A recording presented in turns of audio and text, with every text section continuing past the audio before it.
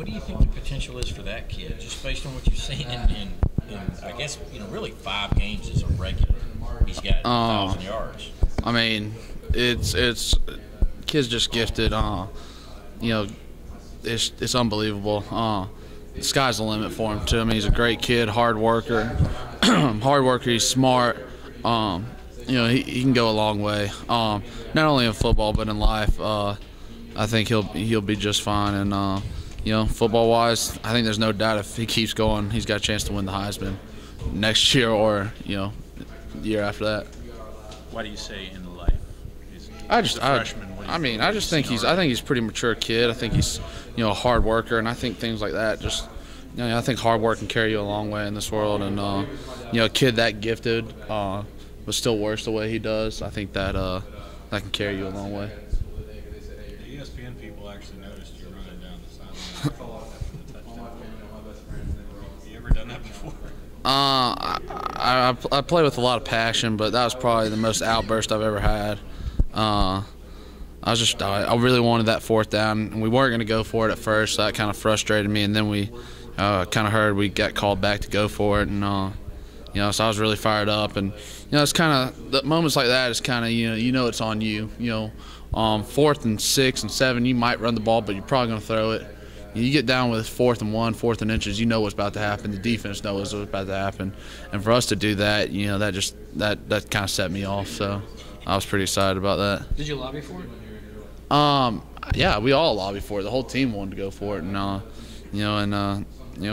kind of it worked out, and we took advantage of it. Did you have very much input on the play in that situation with your knowledge of the offense? I mean, they said they were trying to decide what they wanted to go with there. No, I mean, I think they had 2 or 3 plays. We practiced that.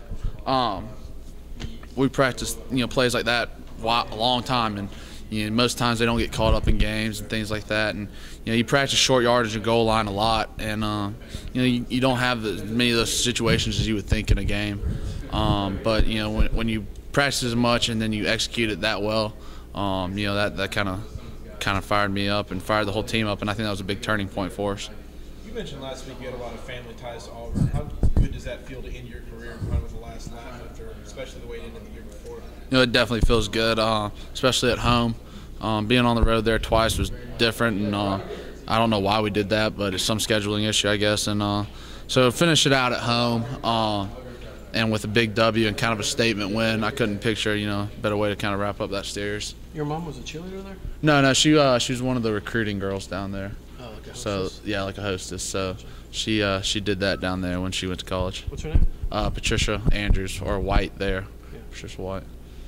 One last question on the Chubb versus Gurley thing. Well, that's not what I'm getting at, but this time versus last time when you guys lost Todd, you didn't know how long it was going to be for, and you at that point I'm assuming didn't know exactly what you had in Nick Chubb. How is it different this time, having seen what Nick can do and knowing what you got in front of you?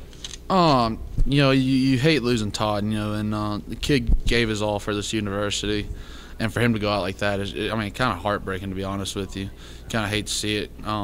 But, I think now a lot more people are not freaking out as much. It kind of seemed like the whole nation just freaked out when Todd got,